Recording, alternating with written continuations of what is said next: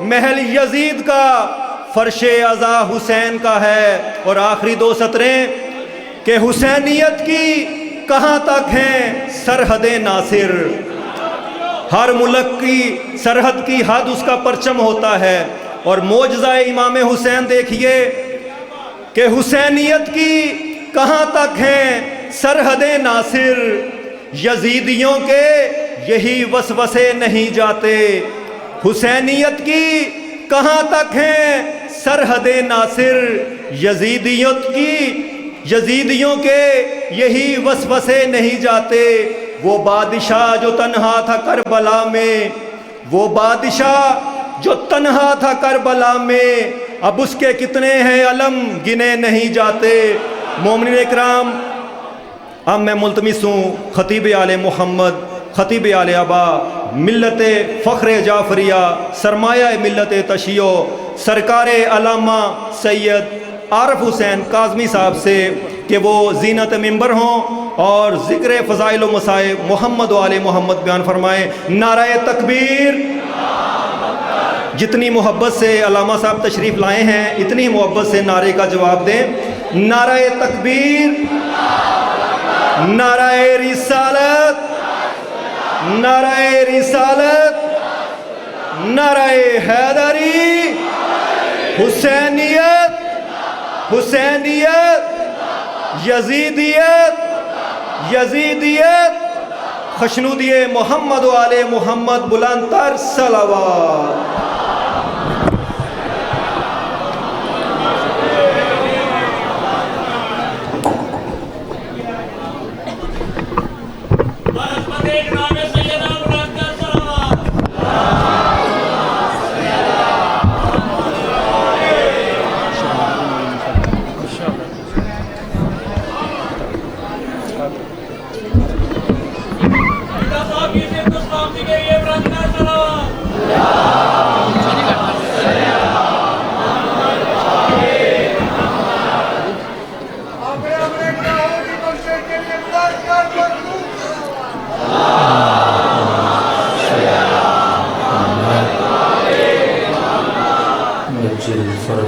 اپنے اپنے مرحومین بلخص بانیان مجلس کے مرحومین، تمام تر شہداء ملت جعفریہ، شہداء مقاومت، شہداء خیر جناب، وہ مومنین و مومنات جو آج ہمارے درمیان نہیں، ان سب کو یاد رکھتے ہوئے ایک مرتبہ سورۃ الفاتحہ۔ الرحمن الرحیم،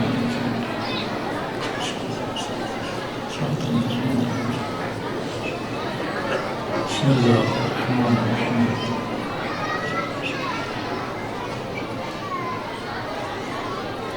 ربنا تقبل منا انك انت السميع العليم۔ صلوات پڑھے محمد و علی محمد۔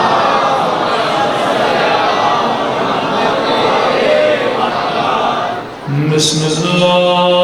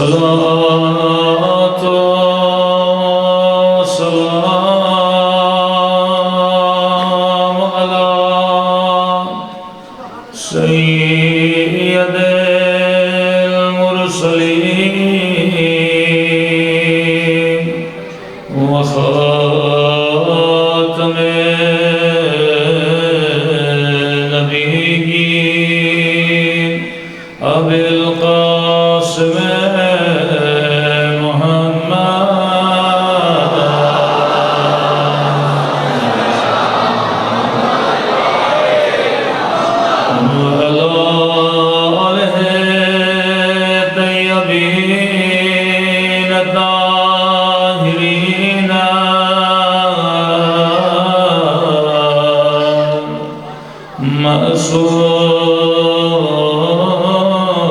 معصومين. سب مل کر اپنے مولا کے ظہور کی دعا. اللہم کل ولیک حجت ابن الحسن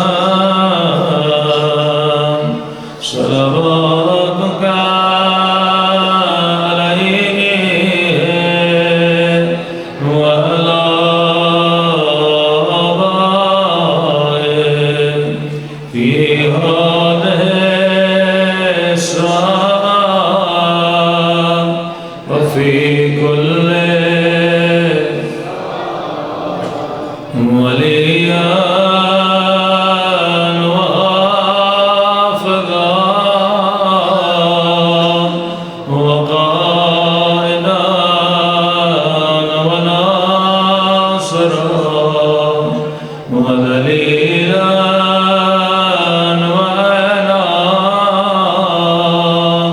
حتى تسكنه أرضك طوعا وتمتعه فيها طويلا برحمتك يا أرحم الراحمين. صلى الله عليه وسلم.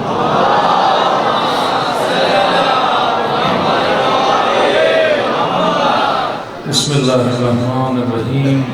رب اشرح لي صدري ويسر لي امري واحلل عقدة من لساني يفقهوا قولي.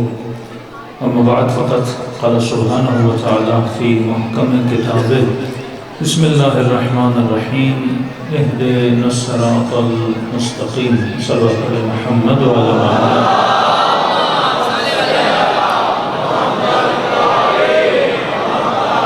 دعا ہے پروردگار عالم ہم سب کی عبادتوں کو اپنی بارگاہ میں قبول فرمائے اور جو مقصد زندگی مقصد عبادت لے کر اس فرش ازا پہ آئے خدا ان مقاصد میں بھی ہم سب کو کامیابیاں کامرانیاں عطا فرما دے. بہت ساری چیزیں خدا نے انسان کی قسمت میں نصیب میں لکھی ہوتی ہیں اور وہی چیزیں انسان کو دنیا میں ملتی ہیں. ہو سکتا ہے بہت کچھ ہمارے پاس ہو پر ہمارے نصیب میں نہ ہو. کسی کے اکاؤنٹ میں 1 کروڑ ہو پر وہ اس کے نصیب میں نہ ہو. چیز کا ہونا اور ہے نصیب میں آنا اور ہے. جیسے اس شہر میں بہت شیعہ ہوں گے پر جس کے نصیب میں تھا وہ فرش ازا پہ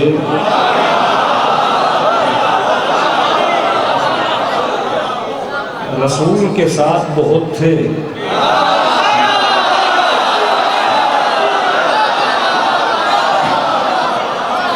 ساتھ ہونا اور ہے نصیب ہونا اور ہے. تبھی فرمایا ہمیشہ دعا کیا کرو کہ خدا میرے نصیب اچھے فرما. تبھی امیر سے کسی نے پوچھا کہ مولا مال میں اور رزق میں فرق کیا ہے؟ امام نے فرمایا مال وہ ہے جو تیرے پاس ہو، رزق وہ ہے جو تیرے نصیب میں ہے. نصیب کا مطلب جسے میں استعمال کروں، اردو کا محاورہ کہتے ہیں چاول کے دانے دانے پہ لکھا ہے کھانے والے کا نام. اب ہو سکتا ہے چاول کی بوری پوری گھر میں پڑی ہو، کھائے گا وہی جو اس کے نصیب میں لکھا ہو.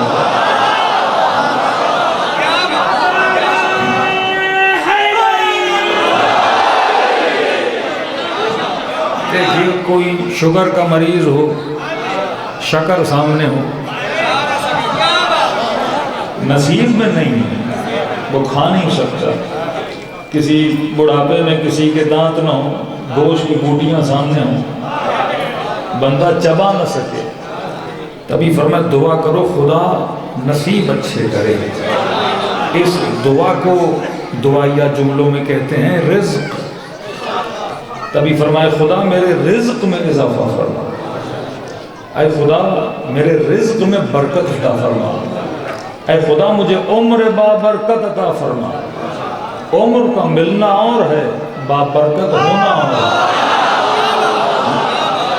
کسی کی 80 سال عمر ہو پر بابرکت نہ ہو، کسی کی 90 سال عمر ہو پر بابرکت نہ ہو، اور کسی کو خدا 6 مہینے عمر دے اور اصغر کی طرح.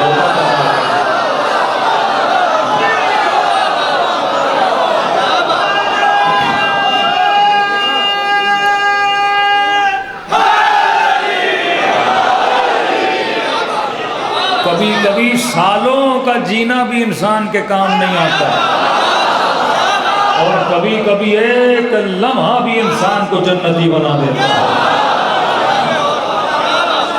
سالوں نمازیں پڑھی ابن سعد نے، سالوں روزے رکھے ابن سعد نے. ایک تو یہ کانسیپٹ جو ہمارے بعض لوگوں کے ذہنوں میں ہے کہ ابن سعد بے دین تھا، ابن سعد نمازی نہیں تھا، ابن سعد روزے دار نہیں تھا. اپنے وقت کا بہترین نمازی، اپنے وقت کا بہترین روزے دار، شمر 17 حج کرنے والا، قاری بھی تھے، حافظ بھی تھے. لیکن سوال یہ ہے کہ لمحے بابرکت تھے کہ نہیں. 60 سال نمازیں پڑھیں، عبادتیں رکھیں، پوری زندگی بے برکت تھی، اور حور کا ایک لمحہ اتنا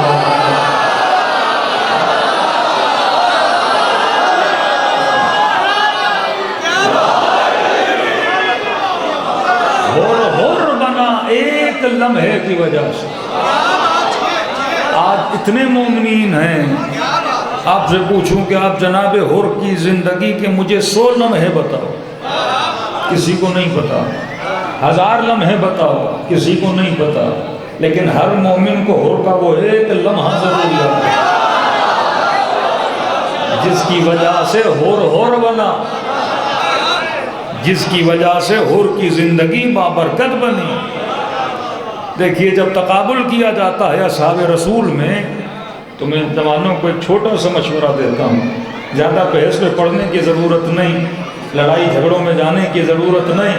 جب فضائل کی بات آئے، اب زبانی کہنا کہ وہ افضل ہے، آپ کہیں یہ افضل ہیں، ان بحثوں میں نہ پڑھیے.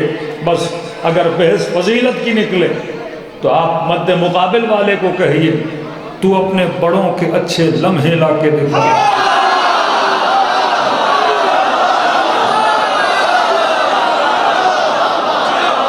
اور ہم امیر المومنین کے لمحے لا کے دکھاتے ہیں.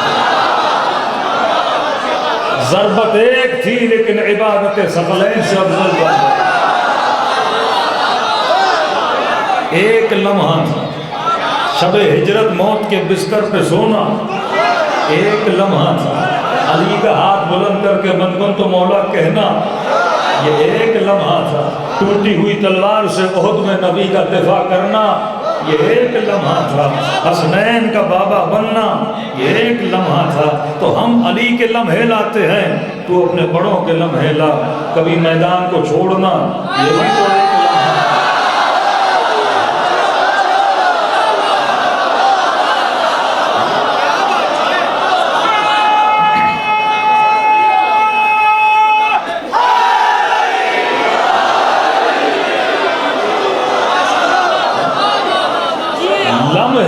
اچھے یا برے، لمحوں کا کریٹر میں نہیں، ان کی اپنی ذات ہے.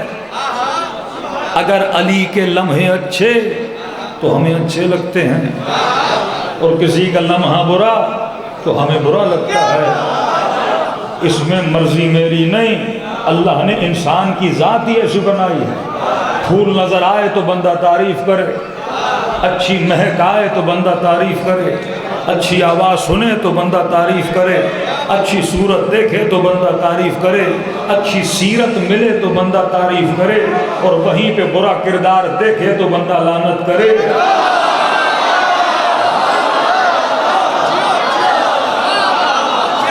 کائنات دو چیزوں سے بھری ہیں.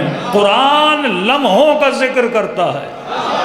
کبھی فرعون کے لمحے گناتا ہے، کبھی قارون کے لمحے بتاتا ہے، کبھی موسیٰ کے لمحے بتاتا ہے کہ نمرود نے آگ میں پھینکا، وہ اس کا لمحہ تھا. ابراہیم کے لیے آگ کو گلزار بنایا، یہ ابراہیم کے لمحے تھے. قرآن لمحوں کا ذکر کرتا ہے اور ہمیں حکم دیتا ہے کہ وَاعْتَبِرُوا يَا أُولِي الْأَلْبَابِ. فرمایا قرآن صرف لمحوں کا ذکر کرنے کی کتاب نہیں ہے، یہ تجھے 1,24,000 انبیاء کی زندگیوں کے خلاصوں کے لمحے بتا رہا ہوں کہ کس کو عروج ملا تو ایک لمحہ تھا، کسی کو زوال ملا تو وہ ایک لمحہ تھا. 2000 سال عبادت کرنے والا شیطان ایک لمحے کی وجہ سے شیطان بنا.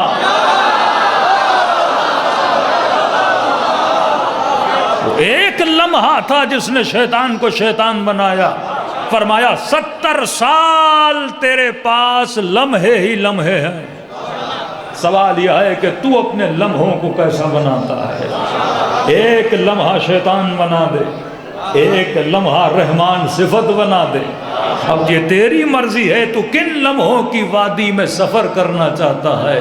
اور اللہ کی آواز آئی عبرت لو وَاعْتَبِرُوا یا اُولِي الْأَلْبَابِ. قرآن تو شمر نے بھی پڑھا پر عبرت نہ لی، قرآن حر نے پڑھا پر عبرت لی، قرآن حبیب نے پڑھا تو عبرت لی، قرآن میں سمیت تمار نے پڑھا تو عبرت لی. گزری ہوئی زندگی سے عبرت لینی ہے اور آنے والی زندگی کو بہتر بنانا ہے. اور کہا وَاعْتَبِرُوا یا اُولِي الْأَلْبَابِ، اے صاحب لب عبرت لو. اشارہ کیا، کہا ہر بندہ عبرت نہیں لیتا، عبرت وہ لیتا ہے جو صاحب لب ہے. اولی الالباب، جو صاحب لب. پوچھا گیا یہ لب کیا ہے؟ کیونکہ اگر مجلس پڑھی جائے تو ضروری نہیں ہر غیر شیعہ مجلس سن کے شیعہ ہو جائے. ہاں کچھ ہوتے ہیں جو ہو جاتے ہیں، کنورٹ ہو جاتے ہیں. یہ تعداد جو مکتب علی میں بڑھی، 80% جو آج شیعہ ہیں وہ کل نہیں تھے. پہلے مکتب اور تھا، عبرت لے کے مکتب علی میں آ گئے، عبرت لے کے مجلس حسین میں آ گئے. ان کے وجود کو اہل بیت کی فکر نے اجاگر کر کے بدل دیا. اور خدا آواز دیتا ہے ارے جاگتے وہی ہیں جو صاحب لب ہیں. ہر بندہ نہیں جاگا کرتا، ہر بندہ مجلس حسین سن کے حر نہیں بنا کرتا، ہر بندہ علی کے محفل میں جا کے سلمان نہیں بنا کرتا.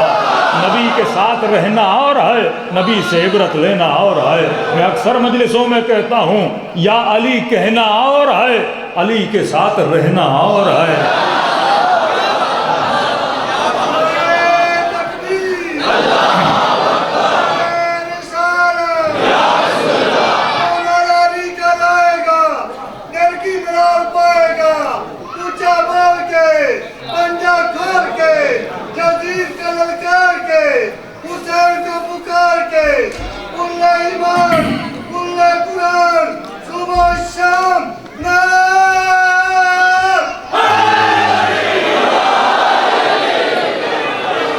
ہر بندہ عبرت نہیں لیتا، عبرت وہ لیتا ہے جو صاحب لب ہو. لب کیا ہے؟ مثال سے سمجھاؤں گا. سردیوں کا موسم ہے، بڑھاپے میں دماغ کی طاقت کے لیے حکیم کہتے ہیں اخروٹ کھایا کرو. یہ اللہ کی بھی عجیب قدرت ہے، جس چیز کا جو شیپ ہے وہ اسی چیز کو فائدہ دے. اخروٹ دماغ جیسا بنایا، فائدہ انسان کے دماغ کو دیتا ہے. اب آپ دکان پہ گئے کہ جناب دماغ کی کمزوری ہے، ہمیں 1 کلو اخروٹ تو دیجئے. اس نے 1 کلو اخروٹ تول کے آپ کو دیے. آپ گھر لے کر آئے، ایک اخروٹ توڑا، چھلکا ٹوٹا تو اندر مغز نہیں تھا. دوسرا اخروٹ توڑا، چھلکا تھا پر مغز نہیں تھا. تیسرا اخروٹ توڑا، چھلکا تھا پر مغز نہیں تھا. آپ توڑتے چلے گئے، چھلکے کھلتے چلے گئے پر اندر مغز نہیں تھا. آپ نے سارے تھیلی میں ڈالے، واپس دکاندار کے پاس گئے. آپ نے کہا جناب میں اخروٹ لینے آیا تھا، چھلکے لینے نہیں آیا تھا.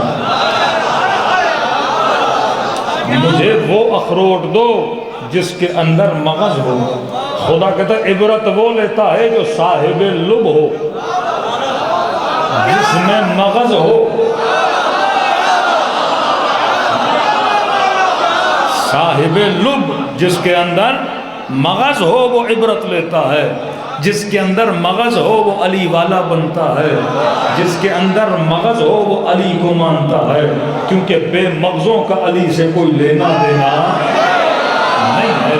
تبھی مولا فرماتے ہیں نحن ابناء الدلیل. فرما یاد رکھنا جنگ صفین میں کہ ہم دلیل والے ہیں. کوئی عقیدہ بناؤ تو دلیل سے بنایا کرو، کسی چیز کو مانو تو دلیل کی وجہ سے مانا کرو. فرمایا عبرت وہ لے جو صاحب لب ہو. صاحب لب مطلب جس کے اندر مغز ہو. تو میں نے کہا میرے عزیز، جب تو دکاندار سے خالی چھلکے والے اخروٹ لینا پسند نہیں کرتا تو خدا جنت میں خالی چھلکے والے مسلمانوں کو بھی بھیجنا پسند کرے گا.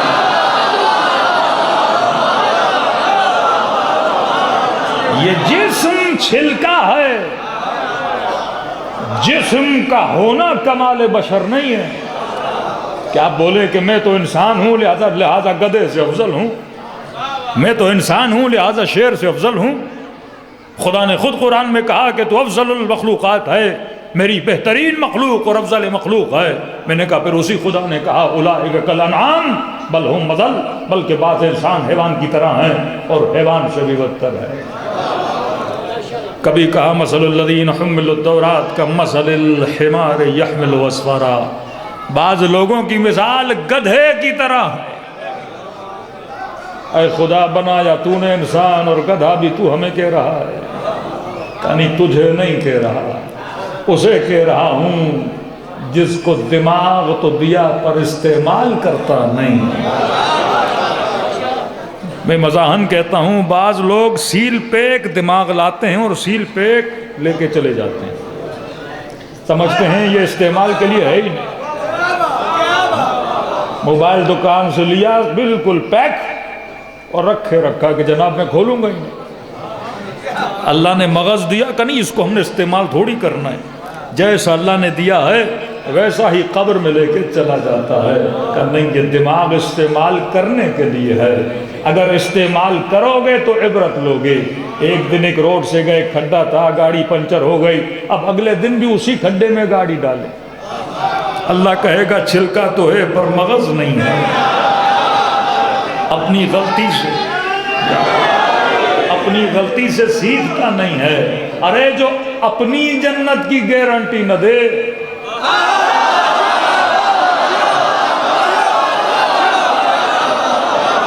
وہ تجھے جنت میں کیسے لے کر جائے گا؟ جو خود زندگی میں بار بار خطا کرے وہ تجھے خطا سے کیسے بچا سکتا ہے؟ دیکھیے اگر کوئی آپ کو بولے، اب انٹیریئر سندھ میں مختلف جگہوں پہ ہم جاتے ہیں، ایک انسیڈنٹ نہیں کئی انسیڈنٹس ایسے آتے ہیں. کئی جوان آتے ہیں، کچھ ہندو آتے ہیں، کچھ مسلم آتے ہیں کہ مولانا کلمہ پڑھائیے، ہم شیعہ ہونا چاہتے ہیں. تو میں نے کہا کہ ایک تو دنیا کا واحد مکتب ہے جس میں مجلس کا کنسپٹ ہے. دنیا کا کوئی مکتب و مذہب نہیں پوری دنیا میں جس میں اتنی مجلسیں ہوتی ہیں، اتنے لیکچرز ہوتے ہیں. یہ صرف مکتب اہل بیت ہے جہاں لیکچرز ہوتے ہیں. میں نے کہا مجھے یوٹیوب پہ ایک اغیار کی محفل دکھاؤ کہ مثلا کوئی مفتی بیٹھا ہو، اسی کا مجمع ہو، اور کہے کہ ہمارے مجمع میں ایک شیعہ جوان آیا ہے اور اس کی خواہش ہے کہ اب میں مثلا غیر شیعہ بننا چاہتا ہوں. پورے یوٹیوب میں چھان کے دکھائیے، ایک بندہ مل جائے جو کہے کہ میں پہلے شیعہ تھا، اب میں مکتب کو چھوڑ کے آپ کے مکتب میں آنا چاہتا ہوں، لہٰذا میرے لیے ہدایت کی دعا بھی کریے اور مجھے اپنے والا کلمہ بھی پڑھائیے. اگر کہیں پہ ایک دو اکا دکا مل بھی جائیں تو سمجھنا بکاؤ مال ہے. یہاں مکتب میں صحیح آیا نہیں ہوگا، یہاں باہر سے کوئی خرید کے اس کو لے کے چلا گیا ہوگا. لیکن ہم سینکڑوں ایسے ویڈیوز دکھا سکتے ہیں، گاؤں کے گاؤں دکھا سکتے ہیں، بستیوں کی بستیاں دکھا سکتے ہیں، جو بولیں گے پہلے وہ تھے اب یہ بنے ہیں، پہلے فلاں مکتب میں تھے اب الحمدللہ مکتب علی میں آئے ہیں۔ یہ ارتقاء کا سفر صرف مکتب اہل بیت میں نظر آتا ہے۔ کیوں نظر آتا ہے؟ سوال یہ ہے کہ وہاں سے یہاں آنے والے بہت، یہاں سے وہاں جانے والوں کا ریشو بہت کم ہے۔ اس کا ریزن کیا ہے؟ انسان کا نام ہی بدلنا ہے۔ سوال یہ ہے کہ وہاں سے یہاں تو آ رہے ہیں لیکن یہاں سے وہاں جانے والے کم کیوں ہیں؟ کیونکہ یہاں آنے والے جب آتے ہیں تو دلیل کی وجہ سے آتے ہیں،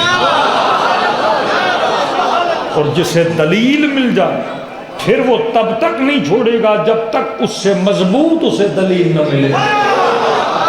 آج 7 سال کا شیعہ بچہ بھی ہو، اسے کہو کہ تم نے علی کو کیوں مانا تو دلیل دے کے بولے گا کیونکہ علی افضل تھا، اور پوچھیں گے افضلیت کی دلیل کیا ہے تو وہ جواب رکھنا جانتا ہے، بتانا جانتا ہے۔ لیکن مد مقابل سے پوچھئے کہ مثلا فلاں شخصیت کو امیر المومنین سے افضل مانتے ہو، کوئی ایک دلیل بتا دو۔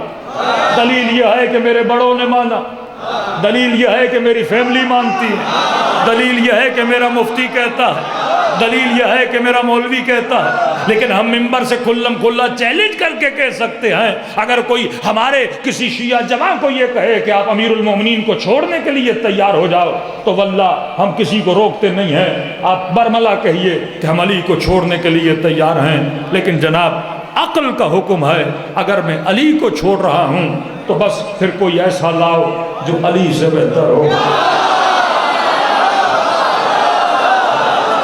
ہم آج ہی امیر المؤمنین کو چھوڑ دیں گے، کوئی ایسا لاؤ جو حسب میں علی سے بہتر ہو، نسب میں علی سے بہتر ہو، علم میں علی سے زیادہ ہو، شجاعت میں علی سے زیادہ ہو، جس کے بچے حسنین جیسے ہوں، جس کی زوجہ بطول جیسی ہو، جس کا بھائی جعفر طیار جیسا ہو۔ کوئی ایسا لاؤ جس کی ولادت اللہ کے گھر میں ہوئی ہو، کوئی ایسا لاؤ جس کی شہادت اللہ کے گھر میں ہوئی ہو۔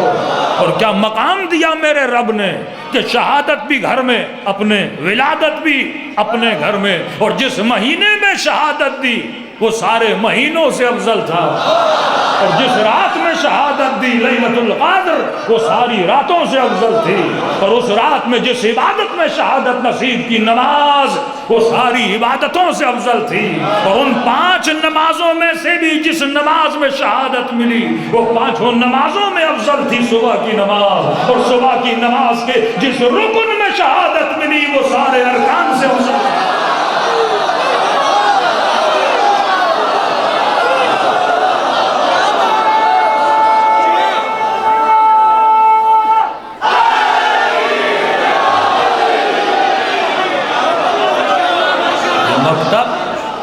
شعور کا مکتب ہے، یہ مکتب دلیل کا مکتب ہے۔ یہاں مانو تو دلیل سے مانو۔ معصوم فرماتے زندگی میں کوئی بھی کام کرو تو دلیل رکھو۔ خدا قیامت میں اس بنا پہ تجھے جنت میں نہیں بھیجے گا کیونکہ تو نے اس کو مانا ہے۔ وہ اپنے والے سے بھی پوچھے گا تو نے مجھے کیوں مانا؟ وہاں سوال کیوں ہے؟ جس کو امام بنایا کیوں بنایا؟ کسی کو دوست بنایا اس کو کیوں بنایا، اس کو کیوں نہیں بنایا؟ کسی کی سپورٹ کی تو اس کو کیوں کی، اس کی کیوں نہیں کی؟ تو اگر دلیل میں عقل ہے تو کہا جنت میں نے بنائی ہی عقل مندوں کے لیے۔ جنت جہلا کا نام نہیں ہے، جنت عقلا کا نام ہے، اور عقل مند کبھی گھاٹے کا سودا نہیں کرتا۔ بھائی دنیا کے کاروبار میں گھاٹے کا سودا کرو گے؟ کوئی کہے کہ 1 لاکھ دو اور بزنس کروں گا اور اس کے بدلے میں 20,000 دے دوں گا تجھے، آپ کہو گے جناب 1 کے بدلے میں بزنس ایسا ہو کہ کم از کم 1.5 تو واپس آئے۔ تو سوال جب دنیا میں گھاٹا نہیں تو خدا کہتا دین میں بھی گھاٹا منظور رب کو نہیں ہے۔ اب تصور کریں اللہ کا دربار ہے، اللہ کے سامنے ایک مسلم کھڑا ہے، اللہ کے سامنے ایک ہندو کھڑا ہے، اللہ کے سامنے ایک مسیحی کھڑا ہے۔ اب مسلمان بڑا خوش، میں روزے لے کر آیا، نمازیں لے کر آیا، حج کر کے آیا، لہٰذا اب تو اللہ سب سے پہلے مجھے جنت میں بھیجے گا، اللہ ہندو کو بلائے گا، بتا کس کو رب مانا، کس کو خدا مانا؟ کہے گا پروردگارا میں نے دنیا میں بتوں کو اپنا خدا مانا۔ اللہ یہ نہیں کہے گا ملائکہ کو پکڑ کے مارو اسے، نہیں، کہے گا اچھا میرے پیارے بندے بتا تو نے کیوں مانا تھا، مجھے مطمئن کر، دلیل دے، میں تجھے سزا نہیں دوں گا۔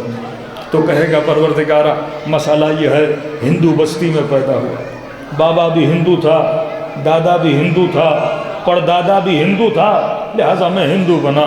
اللہ کی آواز آئے گی تو آبا و اجداد کے ذہنوں پہ چلا، تو نے سوچا نہیں تھا کہ مانا ہے تو کیوں مانا ہے، لہذا اسے جہنم میں ڈالا جائے۔ دوسرے سے پوچھے گا تم نے خدا کس کو مانا؟ کہے گا خدایا میں نے عیسیٰ کو مثلا خدا مانا۔ ارے کیوں مانا؟ کہے گا میں مسیحی کرسچن ملک میں پیدا ہوا تھا، باپ بھی یہ تھا، دادا بھی یہ تھا، ماں بھی یہ تھی، لہٰذا میں نے مان لیا۔ اللہ کی آواز سے یہ تو دلیل نہیں بنی، مانا ہے تو دلیل کی وجہ سے مان۔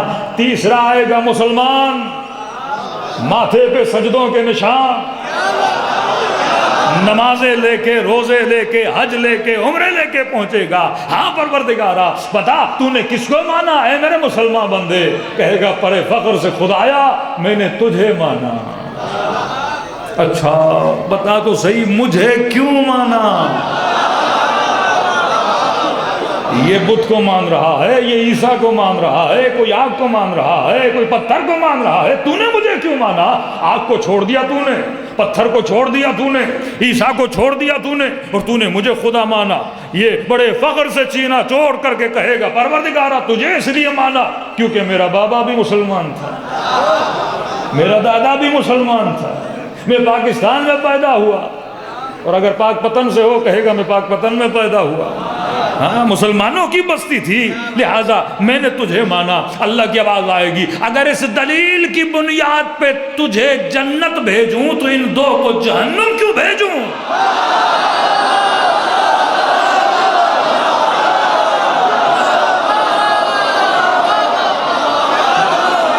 یہ بھی تو یہی کہہ رہے ہیں کہ باپ کے کہنے پہ ہندو بنا، باپ کے کہنے پہ کرسچن بنا، تو بھی تو یہی کہہ رہا ہے کہ باپ کے کہنے پہ مسلمان بنا۔ فرمایا مجھے توحید میں تقلید پسند نہیں، تحقیق کر کے مجھے کیوں مانا؟ اصول دین میں تقلید حرام ہے، توحید ہو، نبوت ہو، عادل ہو، امامت ہو، فرمایا اپنے ذہن سے مان، مجھے کیوں مانا؟ تبھی امیر المؤمنین فرماتے ہیں خدا علی نے جنت کی لالچ میں تیری عبادت نہیں کی، علی نے جہنم کے خوف میں تجھے سجدے نہیں کیے، علی نے تجھے اسی لیے مانا کیونکہ تجھ سے بہتر علی کو ملا ہی نہیں۔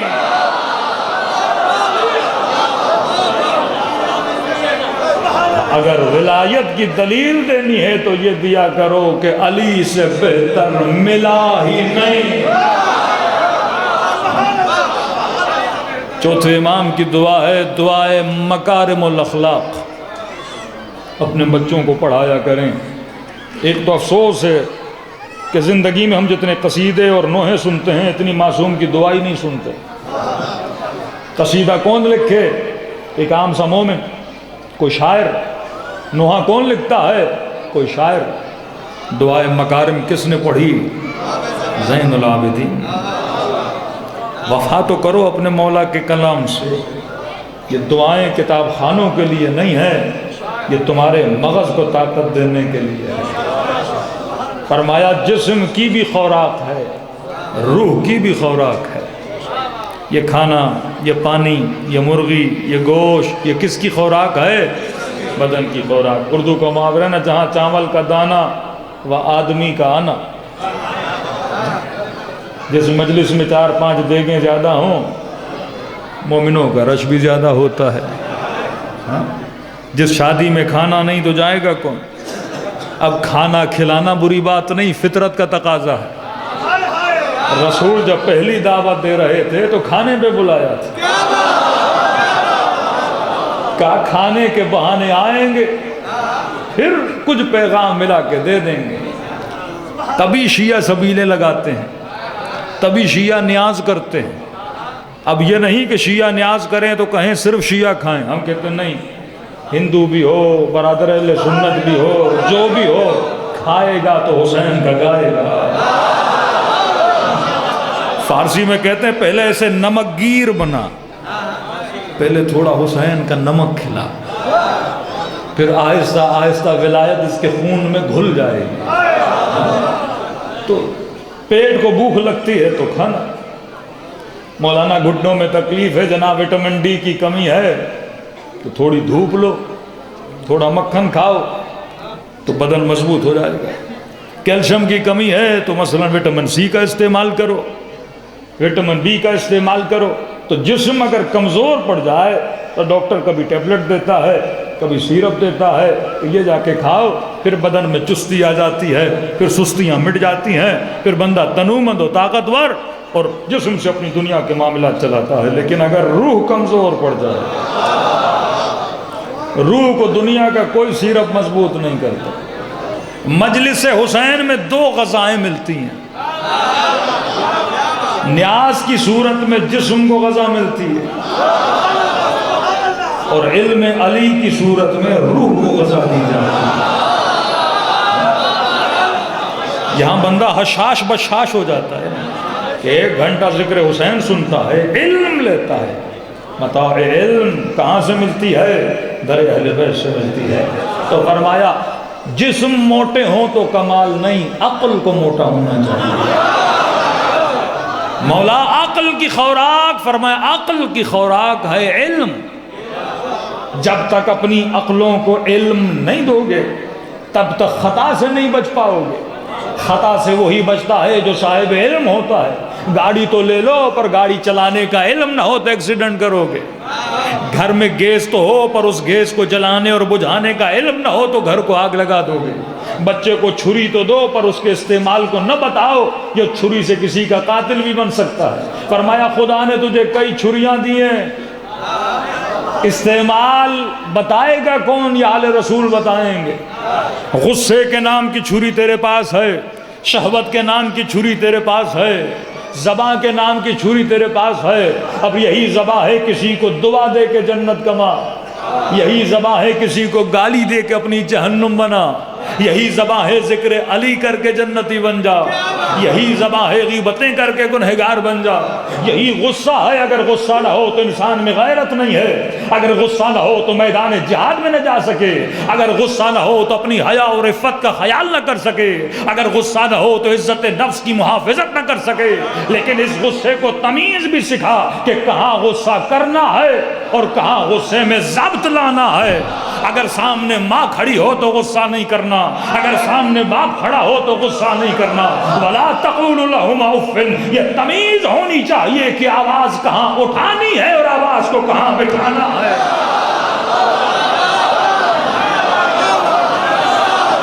یہ کون بتائے گا؟ یہ تربیت کون دے گا؟ یہ علم کی تربیت ہے، یہ خوراک عقل ہے۔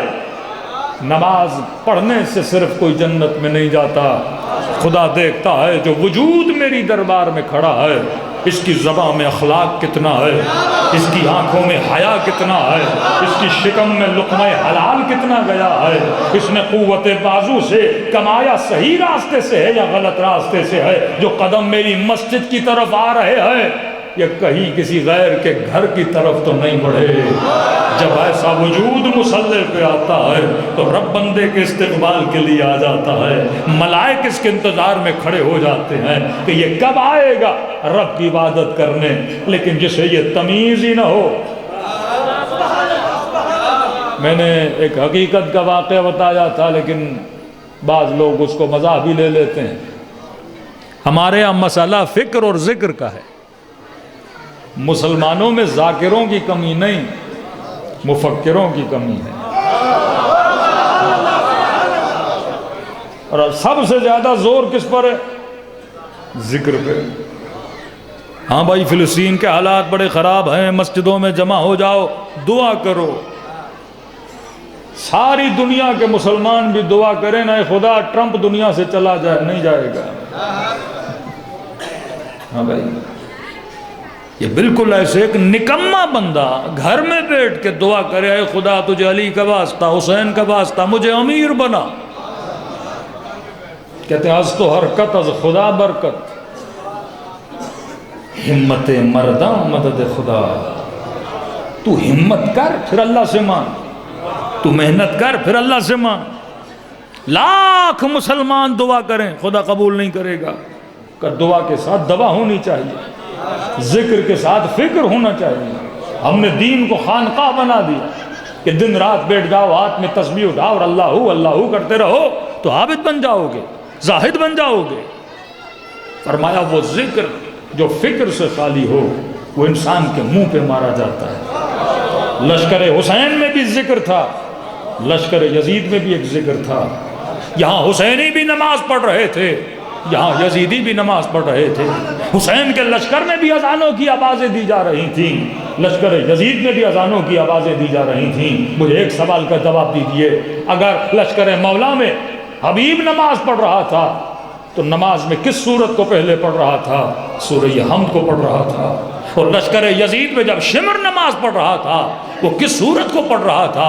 اسی سورہ حمد کو پڑھ رہا تھا۔ اور سورہ حمد میں ہر مسلمان ایک دعا کرتا ہے اور کہتا ہے اہدنا الصراط المستقیم، اے خدا مجھے سیدھے راستے پہ چلا دے۔ آج چلے جائیے اپنے گلی میں کسی بھی مکتب و مذہب کے مسلمان کو پکڑ لیجئے اور پوچھئے جناب آپ سیدھے راستے پر ہو؟ کہے گا الحمدللہ میں ہی تو ہوں جو سیدھے راستے پر ہوں۔ اور یہاں آئیے پوچھئے، یہ بھی کہیں گے الحمدللہ ہم ہی تو ہیں جو سیدھے راستے پر ہیں۔ یہ کہنا اور ہے، اس کو سمجھنا اور ہے، دعا مانگنا اور ہے، سیدھے راستے پہ چلنا اور ہے۔ تو جب شمر نے نماز پڑھی تو کہہ رہا تھا اہدنا الصراط المستقیم، اے خدا مجھے سیدھے راستے پہ چلا۔ اور ایک خیمہ تھا جس میں حر بیٹھا تھا اور نماز پڑھ رہا تھا اور کہہ رہا تھا اہدنا الصراط المستقیم، اے خدا مجھے سیدھے راستے پہ چلا۔ لیکن میری سمجھ میں ایک بات نہیں آتی، پروردگارا دعا دونوں نے مانگی، حر نے بھی کہا مجھے سیدھے راستے پہ چلا، شمر نے بھی کہا مجھے سیدھے راستے پر چلا۔ خدایا ایک دعا مانگنے کے بعد ناصر حسین بنا، ایک دعا مانگنے کے بعد قاتل حسین بنا۔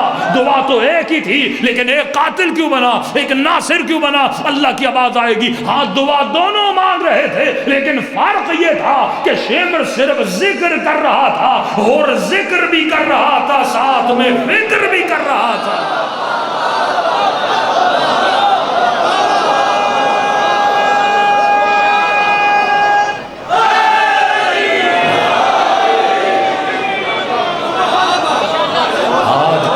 ذکر کی نہیں ہے میرے عزیز، فکر کی ہے۔ ایک گھنٹہ مجلس میں ذکر سنو پر فکر نہ کرو، گھنٹے کی مجلس ضائع ہو جاتی ہے۔ صبح سے شام تک 4-5 جز قرآن پڑھ لو پر فکر نہ کرو پڑھ کیوں رہا ہوں، کس کا کلام پڑھ رہا ہوں، اصلاً کیوں پڑھ رہا ہوں۔ جس نماز میں فکر نہ ہو وہ نماز معراج نہیں بنتی۔ اصلاً میں کیوں نماز پڑھنے آیا، خدا کو میری نماز کی ضرورت کیا ہے، کیا اس نماز کے نہ پڑھنے سے وہ جہنم میں کیوں بھیج رہا ہے؟ جب وہ غنی مطلق ہے اسے میرے 17 منٹ کی کیا ضرورت ہے؟ جب فکر کرو گے تو ضرورتوں کو سمجھو گے، جب سمجھ کے مصلی پہ بیٹھو گے پھر معراج مومن تک پہنچو گے۔ اسی لیے جملہ بارہا کہتا ہوں، کہاں یا علی کہنا، کہاں علی کے ساتھ رہنا۔ ذکر کرنا آسان ہے پر علی کی فکر کے ساتھ جینا مشکل ہے۔ نعرہ لگانا آسان ہے، دیکھیے آج کوئی مومن نعرہ لگائے آپ سارے بڑے آسانی سے جواب بھی دے دیتے ہیں، کوئی زحمت ہوتی ہے، کوئی مشکل ہوتی ہے۔ لیکن اسی مومن کو بولا جائے رات کے 2 بجے سردی کے موسم میں علی کی طرح نماز شب پڑھنی ہے، کہ مولانا ہم واجب پہ پھنسے ہوئے ہیں اور شب کی بات کر رہے ہیں، تبھی کہا علی علی کرنا آسان ہے، علی کے ساتھ رہنا مشکل ہے۔ بارہا کئی مجالس میں میرا کلپ بھی آپ کی سماعتوں سے گزرا ہوگا، تہران کا واقعہ کہ ایک مولانا محرم کے دنوں میں مجلس پڑھ کے اپنے گھر گئے، پرانا زمانہ، غربت کا زمانہ، کہتے ہیں گھر پہنچے تو ایک چور صاحب نے پورے گھر کا صفایا کیا ہوا تھا. مولوی کے گھر کے قالین و قالیچے و برتن جو کچھ تھا وہ جمع کر کے ایک چادر بچھا کے اس میں اس نے جمع کر دیا. مولانا بھی سادہ طبیعت، انہوں نے کہا چور ہے تو لہٰذا تہران کا مطلب سارا تہران شیعہ، تو مطلب چور بھی شیعہ، مولوی بھی شیعہ.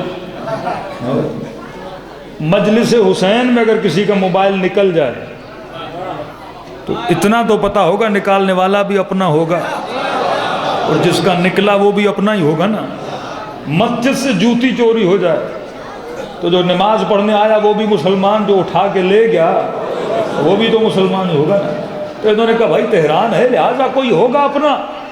اب چوری کوئی خوشی خوشی تو نہیں کرتا، یقیناً مجبوری ہوگی بیچارے کی. تو مولانا کہتے گھر کا صحن بڑا تھا، بلب بھی نہیں تھا، اندھیرا تھا، تو میں درخت کے پیچھے کھڑا ہو گیا تاکہ چور مجھے دیکھے تو اسے شرمندگی نہ ہو. تو جو سامان جمع کیا لے کے چلا جائے ہم پھر دوبارہ خرید لیں گے. کہتے ہیں لیکن چور کی لالچ تھی جو ختم ہونے کو نہ آئے. 4 برتن لائے، پھر اندر جائے کہ کچھ رہ تو نہیں گیا، پھر 1-2 چیزیں اور ڈھونڈے، ایڈ کرتے کرتے اس نے آدھا گھنٹہ لگا دیا اور جب بالکل گھر کا صفایا کر دیا اب اس نے گٹھڑی کو باندھا. اب گٹھڑی کا وزن اس کے اپنے وجود سے زیادہ ہو گیا. ہاں حرص دنیا کہ اب ایک بار اٹھایا گٹھڑی نہ اٹھے، دوبارہ اٹھایا گٹھڑی نہ اٹھے.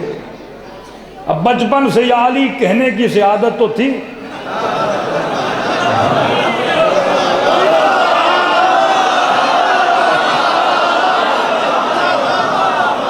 اب تیسری بار جب اس نے تھوڑا اور زور لگایا اور کہا یا علی،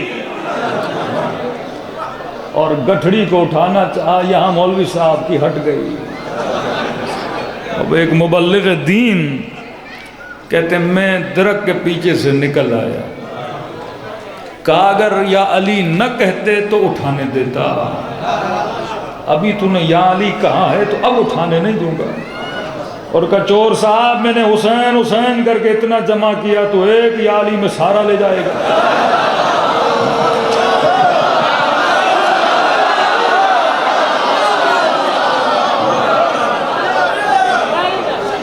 جس بندے کو یہ علم نہ ہو کہ علی کا نام نجاستوں میں نہیں لیا جاتا،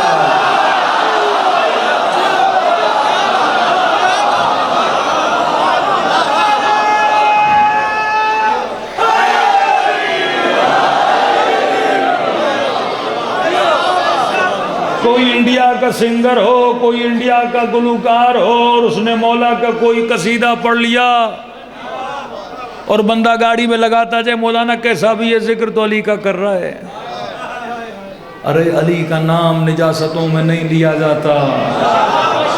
وہ زباں بھی دیکھا کرو جو علی علی کر رہی ہے. امیر شام اگر علی علی کرے کیا تو سنے گا؟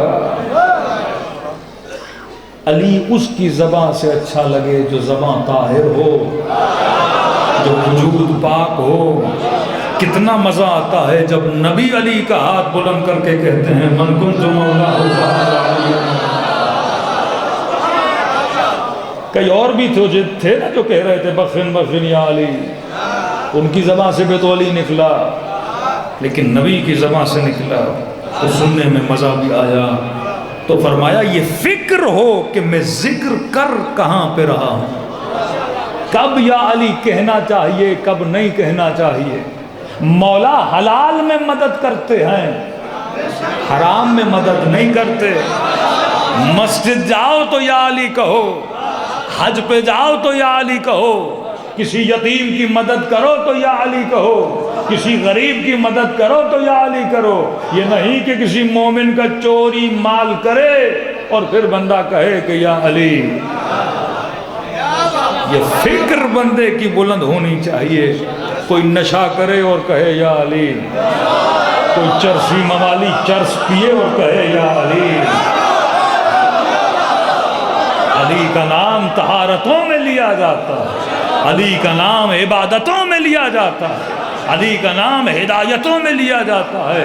آج جنگ، یہ جنگ نہیں کون علی کو مانتا ہے کون نہیں مانتا، کون علی کا نام لیتا ہے کون نہیں لیتا.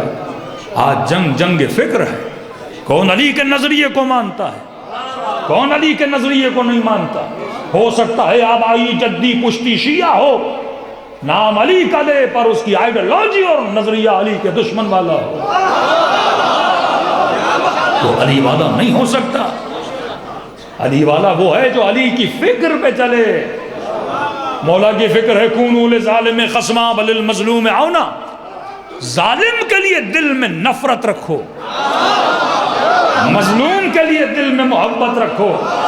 تو علی والا ہو سکتا ہے جو ظالم کی بیٹھ کے تعریفیں بھی کرے اور کہے کہ میں علی والا ہوں، تو لاکھ کہے علی تجھے اپنا نہیں مانتے. کیسے ممکن ہے کوئی ظالم کی سپورٹ کرے، ظالم کے نظریے رکھے؟ فرما نہیں، فکر حسین کربلا کے بعد فکر کی جنگ شروع ہوئی. اور ہو سکتا ہے کوئی اہل سنت ہو. ہمارے ہاں شیعہ سنی کا فرق کیا ہے؟ ہاتھ کھول کے نماز پڑھتا ہے شیعہ، ہاتھ باندھ کے نماز پڑھتا ہے تو سنی. لیکن اسماعیل ہنیہ سنی تھا، فکر حسین والی تھا. یہ فلسطین میں وہ اہل سنت جو اسرائیل سے لڑ کے اپنے بچے قربان کیے، فکر حسین تھی نا. The ideology of امام حسین کہ ظالم کے سامنے سجدہ ریز نہ ہونا، ظالم کا مقابلہ کرنا، یہ کس کی فکر ہے؟ یہ حسین کی فکر ہے. واقع کربلا کے بعد دو آئیڈیالوجیز کھلی، حسین والی فکر کہ ظالم کا مقابلہ کرنا ہے، دوسری اس امت کی فکر کہ یزید جیسا بھی آ جائے تو بیعت کرنی ہے، ضیاء الحق جیسا بھی آ جائے تو بیعت کرنی ہے، بڑے سے بڑا ظالم آ جائے تو کیا کرنی ہے؟ بیعت کرنی. ظلم کے سامنے سر جھکانا یہ اس زمانے کے مسلمانوں کی فکر ہے، اور ظلم کے سامنے کھڑے ہو کے سر کٹانا یہ حسین کی فکر ہے.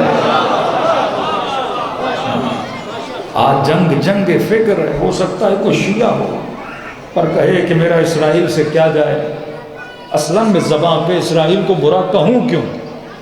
تو جناب پھر تو نے تبرہ کا مقصد نہیں سمجھا. کچھ دعائیں ہیں جو زیارت عاشوراء میں کر دو. اللہم اجعلنی محیای محیا محمد وآل محمد. اے خدا مجھے وہ زندگی عطا کر جو تو نے محمد اور آل محمد کو عطا کی. مماتی ممات محمد وآل محمد. اور خدا میرا دنیا سے جانا بھی ایسا ہو جیسا محمد اور آل محمد کا تھا. انی حرب لمن حاربکم. مولا میری ہار اس سے جنگ ہے جس نے آپ سے جنگ کی. وَإِنِّي سِلْمٌ لِمَنْ سَالَمَكُمْ. اور میری ہر اس بندے سے محبت واسطی ہے جس کے دل میں کس کی محبت تھی؟ آپ کی محبت تھی. آج یہ نہیں کہ شیعہ ہے سنی ہے، آج یہ دیکھا کرو کہ فکر حسین پہ ہے تو حسینی ہے. آج حسینی کون ہے، یزیدی کون ہے، علوی فکر والا کون ہے، اور علی کے دشمن کی فکر رکھنے والا کون ہے. آج جنگ نظریہ ہے. کربلا ہمیں جمع کرتی ہے اور بتاتی ہے کہ زندگی ایسے کرو جیسے حسین نے گزاری، فکر ویسے بناؤ جیسے حبیب ابن مظاہر نے بنائی. دنیا مختصر. امیر فرماتے ہیں 70 سال کی زندگی، 60 سال کی زندگی. فرماتے ہیں جوان سے پوچھو کیسے گزری، کہے گا خواب کی طرح گزرتے. بوڑھے سے پوچھئے زندگی کیسے گزری، 2025 چل رہا ہے، کہیں گے پتہ ہی نہیں چلا پورا سال گزر کیسے گیا. تو مولا فرماتے جو زندگی خواب ہے اس زندگی کے لیے اپنی آخری زندگی کو تباہ و برباد نہ کیا کرو. رسول خدا فرماتے جب کوئی مر جاتا ہے نا، اس کے تابوت کے اوپر اس کی روح جاتی ہے. فرماتے اگر رونے والے جو جانے والے پہ رو رہے ہیں، اگر اس جانے والے کو دیکھ لیں، اس پہ رونا بند کر دیں، اپنی زندگی پہ رونا شروع کر دیں. ارے وہ تو چلا گیا لیکن تو نے ابھی دنیا سے جانا ہے. کہتے ہیں اس کی روح اپنے بدن کے قریب آتی ہے اور اس کے کانوں میں کہتی ہے اے بدن بدبخت، تجھے اللہ نے دنیا میں بھیجا تاکہ تو با کمال بنے، لیکن تو نے دنیا کی قیمتی ترین لمحے ضائع کر دیے. تباہ و برباد کر دیا۔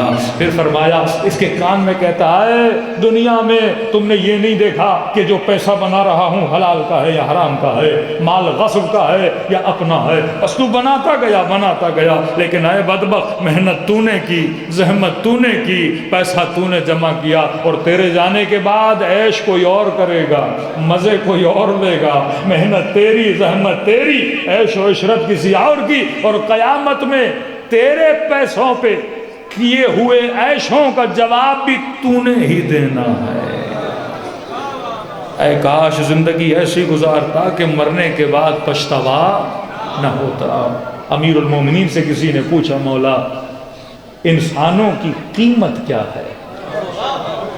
میرے سامنے لاؤڈ ہے، اس کی کوئی قیمت ہے، یہ ٹشو کا ڈبہ ہے، اس کی کوئی نہ کوئی قیمت ہے، آپ کے بدن پہ لباس ہے، یہ کپڑا ہے، ایک ایک میٹر کی کوئی قیمت ہے، مسجد و امام بارگاہ میں پنکھے لگے، اینٹیں لگی، بلب لگے، ہر چیز کی کوئی نہ کوئی قیمت ہے۔ کہ مولا دنیا والوں سے پوچھے ممبر کتنا، کوئی کہے گا 10,000 کا، لاؤڈ کتنا، کوئی کہے گا مثلا 5,000 کا، موبائل کتنا مولانا 1 لاکھ کا، لیکن مولا یہ تو بتائیے میری قیمت کیا ہے؟ تو کہا قیمت کا پتہ تب لگے جب خریدار کا پتہ لگے۔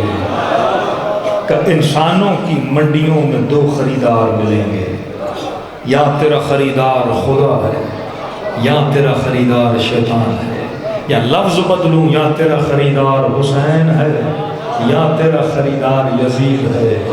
یہاں بیٹھ کے ہم خود کو بیچنے آئے ہیں، کس کی دربار میں ہیں؟ حسین ابن علی کی دربار میں۔ اب سوال یہ ہے قیمت کتنی کا؟ کربلا میں دیکھ کون کتنے میں بکا۔ ابن سعد تیری قیمت کیا ہے؟ کہ شہر رے کی حکومت مل جائے۔ شمر تیری قیمت کیا ہے؟ کہ کوئی عہدہ مل جائے۔ قاضی شرح تیری قیمت کیا ہے؟ کہ سکے و درہم مل جائیں۔ اور اسی کربلا میں ایک بوڑھا ہے جس کا نام حبیب ابن نوا ہے۔ ذرا چلیے حبیب کے در پہ، جناب حبیب ابن مظاہر، یہ لوگ پوچھنے آئے ہیں۔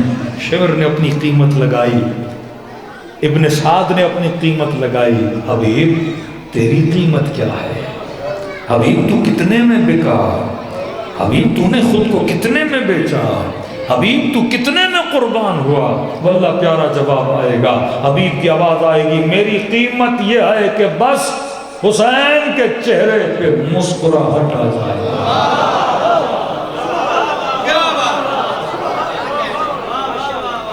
سعید امام حسین کے پاس ہے، مولا اپنے بدن کو آپ کے وجود پہ قربان کرنا چاہتا ہوں۔ امام نے فرمایا سعید تو بہت بوڑھا ہے، تلوار نہیں اٹھا پائے گا، گھوڑے پہ نہیں سوار ہو پائے گا، تو نے زندگی اطاعت میں گزاری ہے۔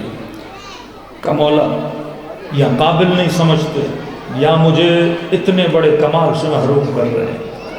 کہ سعید ایک کام کر، میں حسین نماز پڑھتا ہوں، میرے نماز کی حفاظت کر۔ تاریخ لکھتی ہے مولا نے کہا اللہ اکبر، نماز شروع ہوئی، چند اصحاب کے ساتھ جناب سعید کھڑے ہو گئے کہ ایک بھی تیر اور زخم میرے مولا کے وجود پہ نہ آئے۔ کہتے ظالموں نے تیر برسانا شروع کیے، 17 تیر لگے سعید کے بدن پہ۔ بوڑھا تھا، ہاتھوں میں پہلے سے کپکپاہٹ تھی، جیسے تیر لگتے گئے بدن سے خون بہتا گیا۔ کہتے اتنا خون بہا کہ سعید نے محسوس کیا ابھی گر جاؤں گا زمین پہ۔ مڑ کے دیکھا کہ میرے مولا کی نماز ختم ہوئی کہ نہیں، دیکھا نہیں، ابھی بھی حسین قیام میں کھڑے ہیں۔ کہتے سعید نے دونوں ہاتھ اپنی کمر پہ رکھے اور کہا کہ اے بدن اتنی مہلت دے کہ میرے حسین کی نماز ختم ہو جائے۔ میں نہیں چاہتا کہ ایک بھی تیر میرے مولا کے بدن پہ لگے۔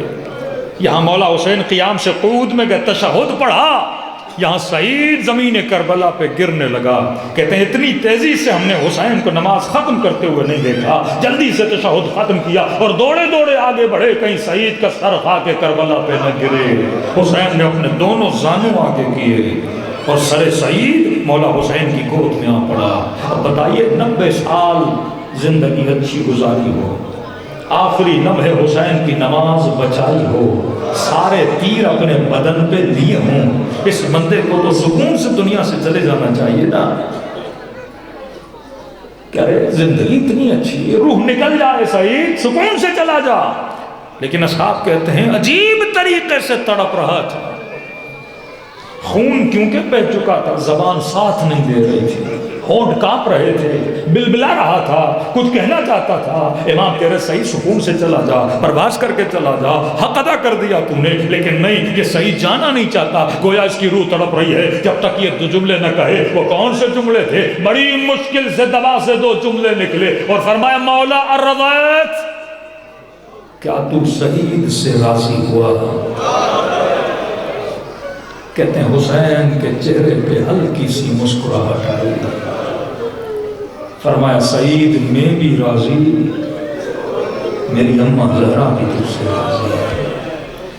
بڑے سے بڑے صحابی نے جاتے جاتے یہ خواہش کی کہ یہ سن لیں کہ میرا امام مجھ سے راضی ہے. زندگی اگر اس نیت سے گزرے کہ کبھی کچھ ایسا نہ کروں کہ امام زمانہ کے چہرے پہ شکن آئے، ہمیشہ وہ کروں جس سے میرے مولا کے چہرے پہ خوشی آئے. فرمایا من یموت یرنی، ہر ہمدان جو بھی مرے گا مجھے دیکھے گا. یہ نہیں کہا شیعہ جو بھی مرے گا. علی کو مرتے وقت دیکھنا کمال نہیں، کیونکہ ہر کوئی دیکھے گا. کمال یہ ہے علی تجھے کیسے دیکھے گا. نگاہ کرم سے دیکھے گا یا میرے مولا نگاہ شفقت سے دیکھیں گے؟ کہ یہ دعا کرو حسین تجھے ایسے دیکھیں جیسے حبیب کو دیکھا، بعض کو ایسے دیکھیں گے جیسے شمر کو دیکھا، نگاہ غضب سے. تو مجلس کا مقصد در اہل بیت پہ آ کے بھیک مانگیں، خدایا مغفرتاً قبل الموت، موت سے پہلے توفیق توبہ دینا، راحتاً عند الموت، جب بدن سے روح نکلے تو راحت کے ساتھ نکلے، والعفو عند الحساب، اور جب حساب و کتاب ہو تو اے خدا تیری معافی مجھے کیا ہو، عطا ہو جائے. شیعوں کے پاس دو طرح کے آنسو، ایک آنسو توبہ کا آنسو، دوسرا آنسو غم حسین کا آنسو. توبہ کا آنسو بھی گناہ مٹا دیتا ہے، غم امام حسین کا آنسو بھی گناہ مٹا دیتا ہے. لیکن دونوں میں فرق کیا ہے؟ علماء فرماتے ہیں جب کپڑے نجس ہو جائیں نا تو پانی میں دھوتے ہو کپڑے پاک ہو جاتے ہیں. یہ کام ہے توبہ کے آنسو کا. گناہ کیا، زنا کی، نشہ کیا، مختلف بدکاریوں میں بندہ مبتلا رہا، گھر میں اخلاق اچھا نہیں. ایک شخص کہتا ہے کہ خدا نے مجھے میری سکرات دکھائی، دیکھتا ہوں مر چکا ہوں، عالم برزخ میں ہوں، اور ایک درندہ صفت حیوان میرے پیچھے دوڑ رہا ہے مجھے کاٹنے کے لیے. میں نے خواب میں پوچھا یہ درندہ صفت حیوان میرے پیچھے کیوں ہے؟ انہوں نے کہا کیونکہ تو گھر میں بیوی کے ساتھ بڑا بد اخلاق تھا. یہ اس عمل کی سزا ہے جو تجھے برزخ میں دکھائی جا رہی ہے. اب بندہ توبہ کرنا چاہتا ہے، اللہ کے دربار میں معافی مانگتا ہے، توبہ گناہ مٹا دیتی ہے. غم حسین کا آنسو کیا کرتا ہے؟ اگر وہی کام مولا کا آنسو کرے تو فضیلت کیا ہوئی؟ فرمایا کپڑے نجس ہو جائیں جب دھو گے تو پاک ہو جاتے ہیں، لیکن فرمایا کبھی کبھی کپڑوں پہ ایسے داغ لگ جاتے ہیں جو مٹتے نہیں. حسین کے غم کا آنسو ان داغوں کو مٹا دیتا ہے. حور نے خیمے میں توبہ کی، گناہ مٹا پر داغ نہ مٹا. جب حسین کے سامنے آ کے ہاتھوں میں رسیاں باندھ کے رونا شروع کیا، داغ ایسا مٹایا کہ ماتھے پہ اپنی ماں کا رومال باندھ دیا. غم حسین کا آنسو داغ مٹاتا ہے. دوسرا غم امام حسین مریضوں کو شفا دیتا ہے. علماء فرماتے گھر میں کوئی بیمار ہو، لا علاج مرض ہو، مجلس امام حسین میں لایا کر اس نیت سے. مجلس نہیں، گھر کے اندر 10 لوگ 15 لوگ بیٹھے، ایک آدمی چند جملے مصیبت امام حسین کے پڑے، کہتے ہیں آنسو بہیں گے، اس مریض کو خدا کیا دے گا؟ شفا دے گا. ایران کے بہت بڑے خطیب آغا احمد کافی، ان کے بیٹے بھی ذاکر تھے، مولانا تھے. کہتے ہیں ایک محرم میں مجلس پڑی، گلے میں تکلیف ہوئی، ڈاکٹر کو دکھایا، ڈاکٹر نے کہا آپ کو گلے کا کینسر ہے۔ ڈاکٹر صاحب ٹھیک ہوں گا؟ کا ایک شرط ہے کہ پورا سال آپ کسی سے بات نہ کریں، بات کریں گے بیماری بڑھتی جائے گی۔ کہتے سال گزر گیا اور اگلا سال آیا، محرم کے دن آئے، کوئی ذکر کرنے والا ہو وہ بھی حسین کا اور اسے روکا جائے، اس میں کیا گزری؟ کا 7 محرم کا دن آیا، اب برداشت نہ ہوا، پورا سال کاپی پہ لکھ کے دیتا تھا، بات نہیں کرتا تھا۔ میں نے کہا مولا حسین لگتا ہے اپنے ذاکر سے ناراض ہو، مولا میں ایسا گلا میرے کس کام کا جو حسین کا ذکر کر نہ سکے۔ کہتا رو کے سو گیا، خواب کے عالم میں امام حسین کو دیکھا کہ مولا ایک کمرے کے ساتھ کھڑے، کہا احمد کافی کے بیٹے حسین کے قریب آ۔ آگے بڑھا، ہاتھوں کا بوسہ لیا، قدم بوسی کی کہ اپنے مولا سے ناراض نہ ہوا کرے، ذکر کرنا ہے کہ جی مولا کہ شیخ احمد کے بیٹے اس کمرے کے اندر میرا نانا رسول تیرا انتظار کر رہا ہے۔ کمرے کا دروازہ کھلا، نور رسالت کو دیکھا، ہاتھوں کا بوسہ لیا، سامنے ادب لگا کے بیٹھ گیا کہ شیخ احمد کے بیٹے تجھے بلایا ہے تاکہ تیری حسرت کو پورا کیا جائے۔ آج مجھے مصائب حسین سنا، یا رسول اللہ کون سی مصیبت بتاؤں؟ کہا کہ مجھے سکینہ کے مسائل سنا۔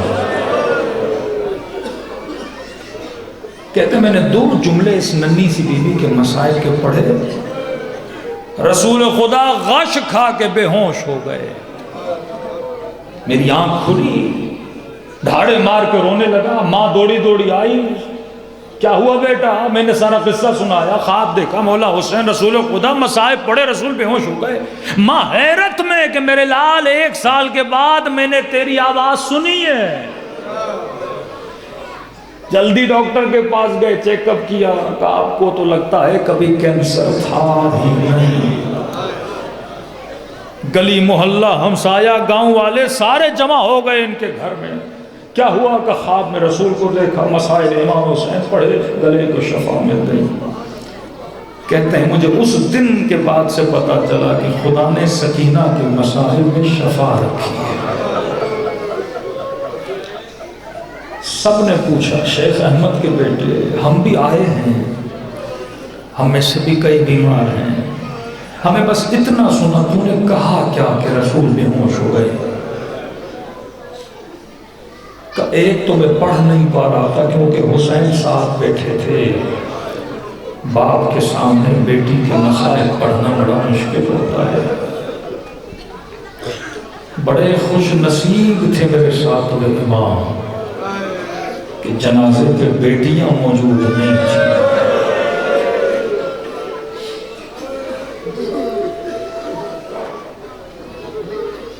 کہ کیا پڑھا؟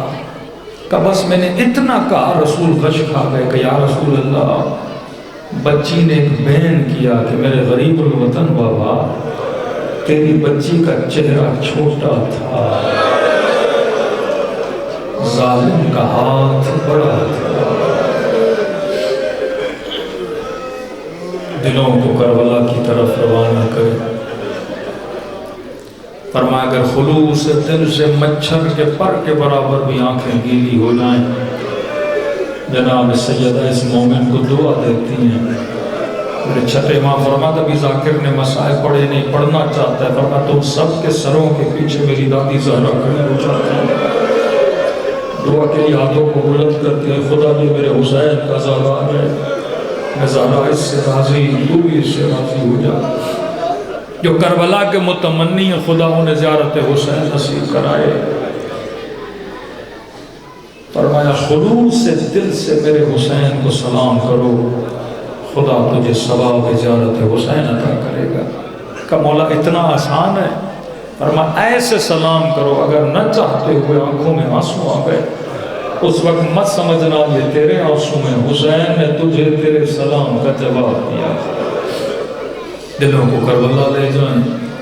جسے سلام آتا ہے میرے ساتھ پڑھیں, جسے نہیں آتا کم از کم نام حسین تو سب کو آتا ہے کہ آج کی مجلس سے ثواب زیارت حسین لے کے اٹھیں سب مل کے.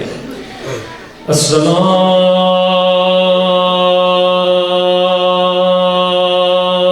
علی الحسین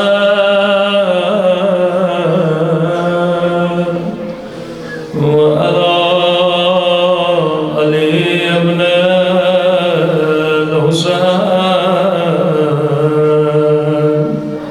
وعلی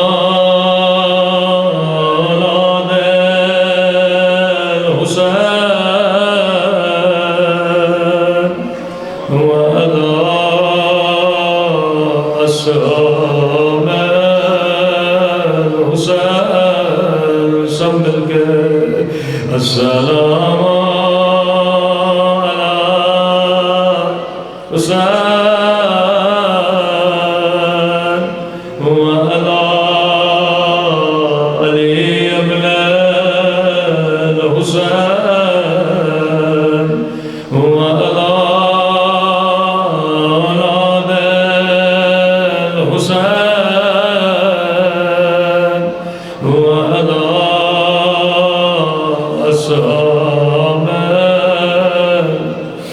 آوازیں کم ہیں, سب مل کے اپنے مولا کو سلام کریں. السلام علی الحسین وعلی علی ابن حسین کی صدا بلند ماشاءاللہ. وعلی اولاد الحسین وعلی اصحاب خلوص دل سے السلام علی الحسین وعلی علی ابن وعلی اولاد الحسین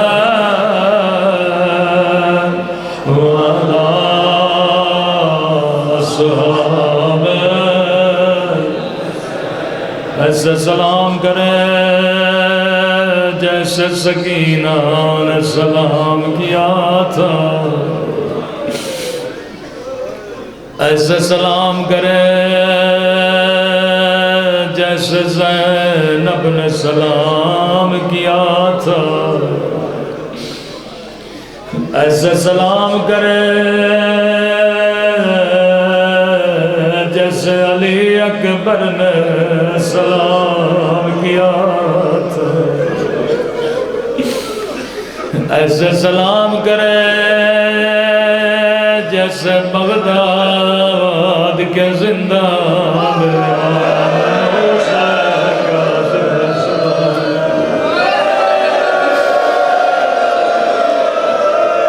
رو کے کہنے لگے میرے غریب حسین,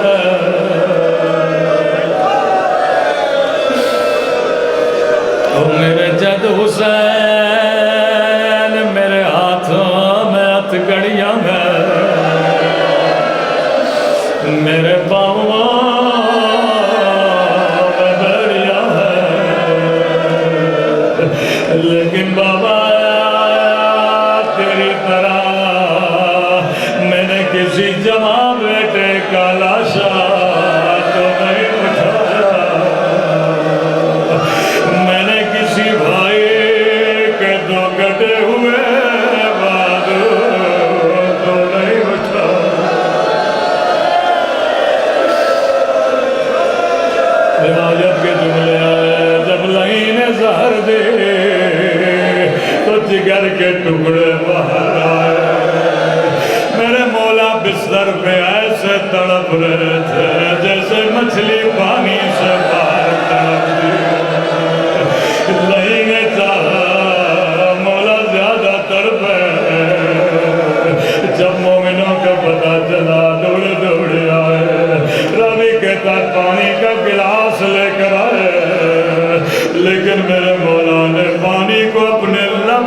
نہیں لگا رو کے کہنے لگے کیسے پانی پیوں او کربلا میں میرے حسین کو پانی نہیں ملا او کربلا میں میرا حسین پیاسا مر گیا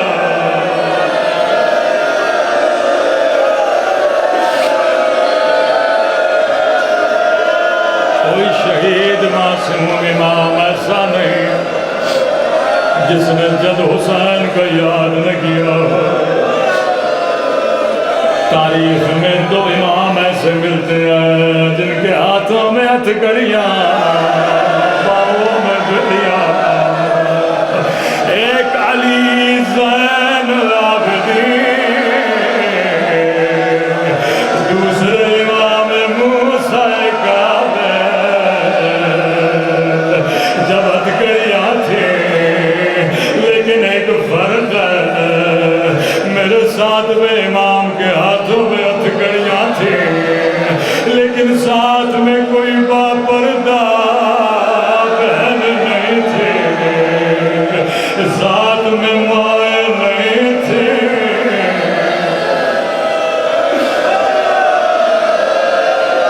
لیکن ہائے امام زین العابدین دونوں اماموں نے زندہ دیکھا دونوں اماموں نے تنہائی دیکھی ساتویں امام بھی بڑے غریب کچھ کہتے ہیں 4 سال کچھ کہتے ہیں 8 سال کچھ کہتے ہیں 14 سال 4 زندہ بدلے لیکن کسی بھی زندہ میں چھوٹی بہن ساتھ میں نہیں تھی کسی بھی زندہ میں بہنیں ساتھ نہیں تھی لیکن ہائے میرا غریب امام زین العابدین روایت کے جملے ہیں اللہ کسی بھائی کو 4 سالہ بہن کا جنازہ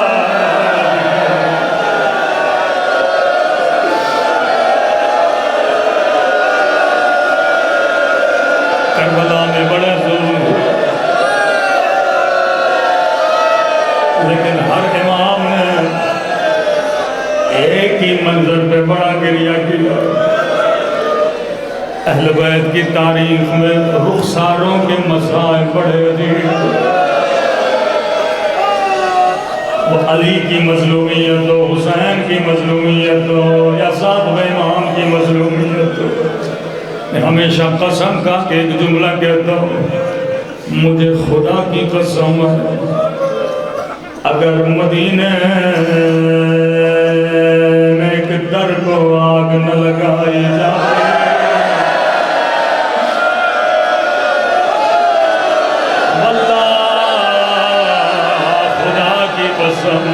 اگر مدینے میں در کو آگ نہ لگائی جاتی کبھی کربلا میں خیموں کو جلایا نہ جاتا بے ادبی کی ابتدا مدینہ بے ادبی کی انتہا کربلا اگر مدینہ میں بے ادبی نہ ہوتی کوئی امام زہرا کا لال زندہ میں لگاتا اگر کوئی حاکم بے ادبی نہ کرتا اگلا کوئی حاکم بے ادبی نہ کرتا واللہ اگر مدینہ میں آگ نہ لگائی جاتی کبھی کربلا میں آگ نہ لگائی جاتی اگر مدینہ میں پسلیاں نہ توڑی جاتی کبھی کربلا میں پسلیاں نہ توڑی جاتی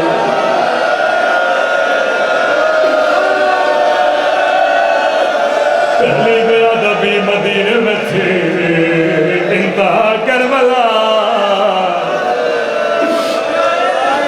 کچھ امام ہیں جن کی پسلیاں توڑی گئی لئی ابن سعد کے پاس آیا ابن سعد جب میں نے حسین کے بدن پہ گھوڑے دوڑا میں نے اپنے کانوں سے پسلیاں ٹوٹنے کی آواز سنی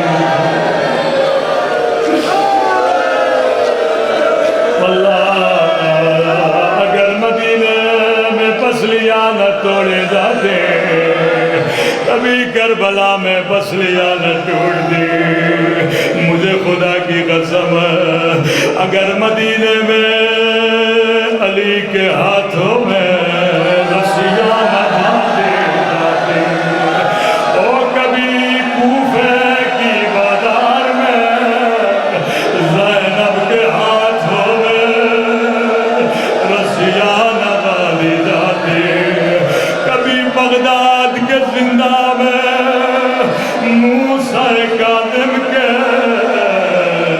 او بدن کو زنجیروں میں لٹکا جاتا بے ادبی کی ابتدا مدینہ انتہا کربلا واللہ اگر مدینے میں زہرا کو دربار میں نہ بلایا کبھی شرابی کے دربار میں زہرا کی بیٹی کو نہ بلایا جاتا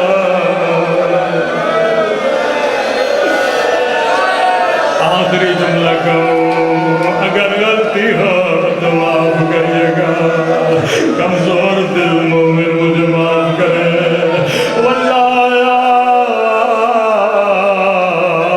اگر مدینہ کی بند گلی میں ایک چہرے پہ تماچا نہ مارا جاتا کبھی کربلا میں 4 سالہ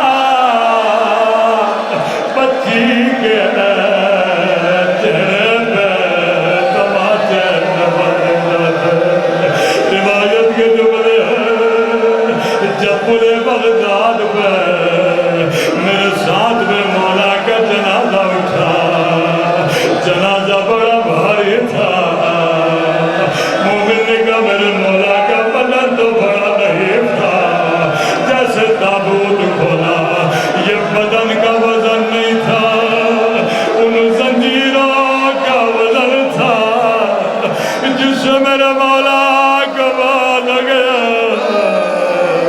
خاتم حسین